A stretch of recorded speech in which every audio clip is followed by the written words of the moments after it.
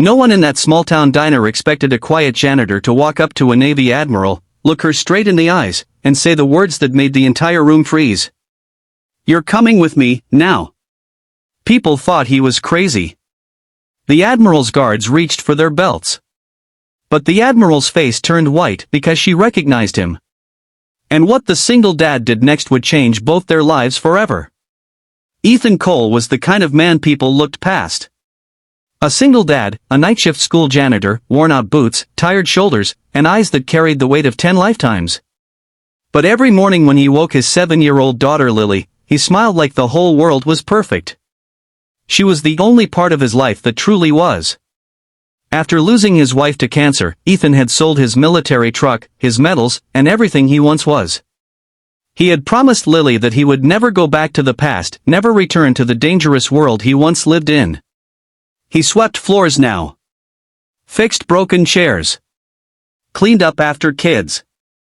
And he was okay with it, or at least he convinced himself he was. One rainy evening, after finishing an exhausting double shift, Ethan stopped by the old roadside diner for cheap coffee and a few minutes of peace before picking up Lily. But the moment he walked in, he saw her. A woman in a crisp white Navy uniform, silver hair tied tight, medals lined across her chest. A full Navy Admiral, someone whose rank could command entire fleets. Ethan froze. His heart pounded. He hadn't seen her in 9 years, yet he would have recognized her anywhere. Admiral Catherine Hale. The woman who once led the mission that changed his life. The mission that cost him everything. She sat alone, scanning documents, her hand trembling ever so slightly. Her eyes looked tormented, like she carried a storm no one could see. Ethan stood still for a long moment, memories flooding him. The night of the blast. The mission gone wrong. The order she gave. The soldier he couldn't save. The price he paid. He had walked away from all of it. But seeing her reopened every wound. He tried to leave. He really did. But then, Catherine lifted her sleeve slightly, and Ethan spotted something that turned his blood cold.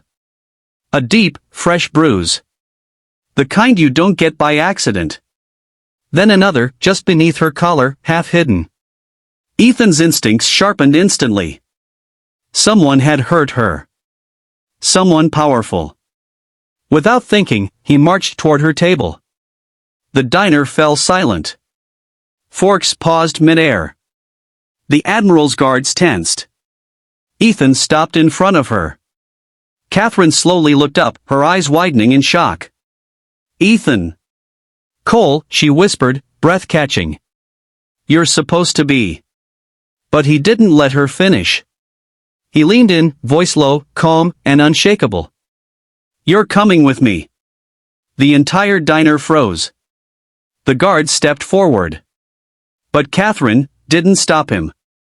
She swallowed hard, eyes wet, and whispered, "Okay." And that was the moment Ethan realized. Catherine Hale wasn't the powerful admiral anymore. She was a woman running for her life. Ethan let her out quickly. He didn't know why she agreed to go with him, but he knew fear when he saw it. He brought her to the only safe place he knew. His small, worn-down home where Lily was waiting. When Lily opened the door and saw Catherine, she blinked in surprise. "Daddy, is she a real admiral?" Catherine forced a smile. "I used to be."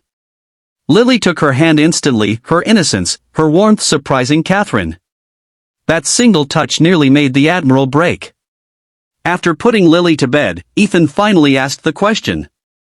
"What happened to you?" Catherine hesitated, then the truth spilled out. She had discovered corruption inside her own command. A secret weapons shipment. Missing funds. A Navy officer selling classified intel to foreign buyers. She had tried to report it. But they turned on her. Framed her. Beat her. Put a tracker on her car. Sent men to silence her. "And when they come again," Catherine whispered, her voice breaking for the first time, "I won't survive." Ethan exhaled slowly. Now he understood. The bruises. The fear. The way she looked at him earlier, not with authority, but desperation. You came to the diner because you knew I'd be there, Ethan said quietly. Catherine nodded. You were the only soldier who ever disobeyed a wrong order, to save lives. You're the only one I trust. Silence. Heavy. Painful. Full of the past they both carried. Ethan closed his eyes. He had promised himself he was done with military life. Done with danger. Done with missions. But Catherine had once saved his life. And now, she needed him. He stood up. Get some rest. Tomorrow, we finish this. Catherine looked up sharply. Ethan, I won't drag you back into that world. You didn't, he said softly. They did. The next morning, Ethan turned over the evidence Catherine brought. Audio recordings. Encrypted files. Documents proving everything. He called in the only man he trusted, his old commander, now working directly with the Department of Defense. And by nightfall, arrests were made. But corrupt officers were exposed. Catherine's name was cleared. Her rank restored. When she returned to Ethan's home, she hugged Lily first. Then she turned to Ethan. You saved my life, she whispered. Ethan shook his head.